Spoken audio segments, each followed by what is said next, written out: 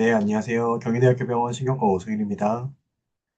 오늘은 실신경척순 범주질환 치료에서 최근에 보험급여가 일부 바뀐 내용, 그리고 몇 가지 기존 치료들에 대한 내용들 같이 전달 드리도록 하겠습니다. 잘 아시는 것처럼 실신경척순 범주질환은 급성기 재발했을 경우, 그리고 장기적인 재발치료, 그리고 여러 가지 다양한 대증치료로 나뉘게 되는데요. 급성기 재발치료는 코르티코스테로이드 주사, 우리가 보통 스테로이드 주사라고 하는 고용량 스테로이드 주사를 3에서 5일간 정도 외래나 또는 입원을 해서 주사를 맞게 됩니다. 급성기 증상을 최대한 빨리 치료함으로써 신경학적 결손을 최대한 좀 줄이고 후유증을 줄이게 한 방법으로 사용하고 있고요. 이런 방법이 최대한 빨리 진행함에도 불구하고 여러 가지 다양한 또는 아주 심각한 후유증이 호전되지 않을 경우에는 저희가 보통 혈장교환술이라는 치료와 또는 면역글로불린 주사라는 치료를 이 두 가지 중에 하나를 선택해서 하고 있습니다. 그리고 이런 급성기 치료가 끝나면은 장기적으로는 재발을 막기 위한 재발 방지 치료를 하게 되는데요. 우리가 전통적으로 주로 많이 사용해왔던 아제스이오프린, 그리고 미코페놀로이트, 그리고 아주 일부의 환자들에서는 경고용 스테로이드를 많이 쓰고 있습니다. 보통 아제스이오프린과 미코페놀로이트 같은 경우에는 다양한 혈액 검사들, 그리고 간 기능 이상 기회 감염에 대한 우려 때문에 중간중간에 혈액 검사를 하고 있고, 보통은 치료 효과는 한 3, 4개월 정도 지나서 나타나는 것으로 되어 있습니다. 이런 1차 치료제라고 할 수 있는 우리 아자스이오프린이나 또는 위코페놀레이트 제제가 만약에 효과 없다. 좀 단계별로는 우리가 보통 스테로이드 쓰기도 하지만, 이런 아자스이오프린과 미코페놀레이트 주사 치료제가 효과가 없는 경우에는 그 다음 단계로는 르투키막 주사 치료를 하게 됩니다. 메투키막 주사 치료 같은 경우에는 말초 혈액 내 비세포 소실을 목표로 하게 되고, 보통 우리나라 지금 현재 보험 급여상으로는 아제스이오프린이나 또는 미코페넬트를 치료하고 있던 환자분들 중에서 반응이 없거나 우리가 보통 재발로 나타나죠. 재발을 하는 경우처럼, 또는 부작용이 심한 경우에는 현재 리투키막 치료제를 할 수 있습니다. 아코프린4 항체가 양성인 그런 전형적인 시신경 척수염 범주 질환, 또는 시신경 척수염 범주 질환에 잘 맞지만 항체가 음성인 일부의 경우도 있는데, 그런 환자들 중에서 저희가 리투시막 치료를 하게 되는데, 보통은 제일 초창기에는 매주 한 번씩 주사 맞는 경우 총 4번의 주사, 또는 2주 간격으로 2번에 하는 유도 치료를 하고, 그 이후부터는 6개월 간격으로 주사를 치료하는 경우가 사실 제일 대표적이고, 뭐 경우에 따라서는 우리가 혈액 내 비세포 수치 결과에 따라서, 그거에 따라서는 4개월보다 좀 짧게 4개월이 6개월보다는 좀 더 짧게 4개월이나 이런 형태를 좀 더 짧게 맞는 경우도 있지만, 대체적으로는 다 6개월 간격으로 맞고 있습니다. 주의해야 될 상황은 급성 주입 관련 과민 반응 또는 저혈압, 그리고 뭐 발진, 기회감염 이런 것들이 제일 걱정이 되고, 그리고 경우에 따라서는 중단할 경우에는 재발 위험성이 증가하거나, 그리고 또 아주 일부분에서는 이 리투시밥을 맞고 초기에 재발을 하는 경우도 있기 때문에 주의를 필요로 합니다. 저도 역시 리투시밥 치료제를 하고 있지만, 국내에 리투시밥 치료제를 받는 분이 얼만큼 있는지에 대한 저희 국내 전반적으로 환자들을 조사한 연구가 있습니다. 2025년 대한신경과학회 영문학술지를 통해서 조사된 내용인데요.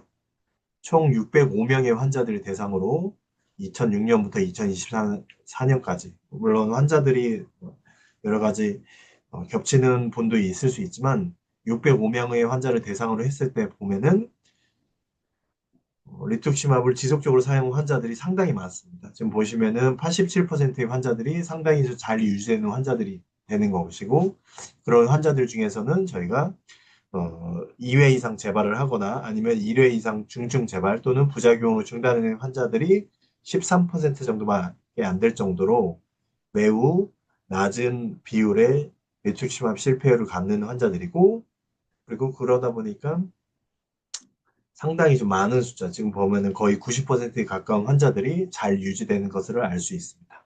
만약에 혹시나 재발을 한다고 하더라도 재발을 하는 환자들은 대체적으로 6개월 내에 첫 재발이 나타날 정도로, 재발이 나타나면 좀 초기에 재발을 하고, 장기적으로 잘 유지되는 분들은 리투키맘만으로도 시신경 척수염이 잘 유지되는 것을 확인할 수 있습니다. 물론 이 환자들을 봤을 때 1회 이상 재발되는 환자들이 약 19%, 그리고 중증 재발 또는 2회 재발 같은 경우에는 11%로 이렇게 좀 안타깝게 좀 심각한 재발을 겪고 있는 환자도 많지만, 대체적으로 상당히 좀 많은 환자들이 안정적으로 리투키맘을 쓰고 있기 때문에 저희 의료진들, 특히 신경과 의사들도 이 리투키맘을 쓸 때 훨씬 더 좀 편안하고 좀 안전하게 쓸 수 있는 치료제로 설명을 드리고 있는 결과입니다. 물론 이렇게 10% 또는 뭐 20% 이상의 뭐 재발을 겪고 있는 환자들을 생각하면은 그 다음 단계 약을 좀 생각해 볼 텐데, 사실 2003년 이전까지는 리투키맘을 쓰다가 재발을 하더라도 뭐 심한 재발이건 또는 뭐 약한 재발을 하건 재발을 하더라도 그 다음 단계 약이 없기 때문에 어쩔 수 없이 뭐 리투키맘을 계속 유지하는 경우가 많았다고 하면은, 2023년 또는 2024년 이후로 사트랄리즈맘 또는 에클리즈맘이라는 약이 허가를 받고 그 이후에 급여도 유지를 급여를 받게 되었습니다. 그 급여를 받은 결과 결국에는 저희가 지금 현재 그 흐름으로는 급성기 재발할 때는 스테로이드 고용량 주사, 그리고 반응이 없을 때는 혈장 교환술이나 메노글로빈 주사, 그리고 그런 것들을 장기적으로 재발 방지를 위한 치료로서는 예전 같은 경우에는 스테로이드를 조금 유지하다가 서서히 아자시오프린이나 마이코페놀레이트 둘 중에 하나로 유지하고, 그리고 리투키맘으로 다음 단계로 만약에 재발을 하거나 부작용이 심하면은 리투키맘으로 넘어가는 일이 많았습니다. 그 이후에 최근에는 이제는 그 다음 단계 약들이 생긴 거죠. 사트럴리즈맙이나 에크리즈맙을 쓰게 되는데, 이 두 가지의 치료 항목이 생기면서 사실 리투시맘만으로 버티던 그런 환경에서 좀 더 환자분들이 혹시 재발을 또는 어느 정도 중증 이상의 재발을 한다고 하면은 다음 단계 약을 쓸 수 있는 그런 환경이 만들어졌습니다. 물론 이 두 가지 치료제는 약간의 좀 차이가 있을 수 있긴 한데, 뭐 보험 급여의 기준으로 따진다고 하면은 사트랄리즈맙은 피하 주사로 해서 주사를 맞고 있고, 에클리즈맙은 우리가 정맥 주사로 맞고 있습니다. 좀 재발 기준이 좀 예전에 저희 처음에 보시가 2년간 두 번의 재발, 그리고 사실 에클리즈맙 같은 경우는 좀 더 기준이 좀 더 높아서 2년간 세 번 재발, 그리고 또 그 중에서 또 중증의 재발이 좀 포함되어 있는 그런 형태라서 매우 좀 어려웠던 상태이긴 했습니다.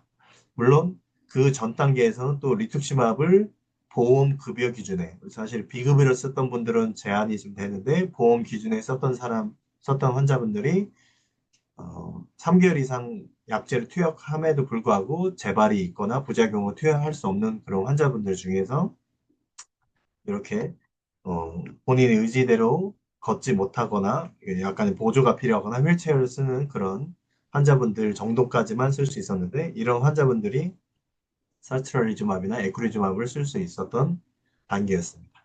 당시에도 일단은 에클리즈맙을 처음 썼던 사람이 사트랄리즈맙을 쓸 수는 없었고, 대신 반대로는 사트랄리즈맙을 썼다가 만약에 재발을 되면은 에클리즈맙으로 쓸 수 있는 분들은 그 당시에도 가능했습니다.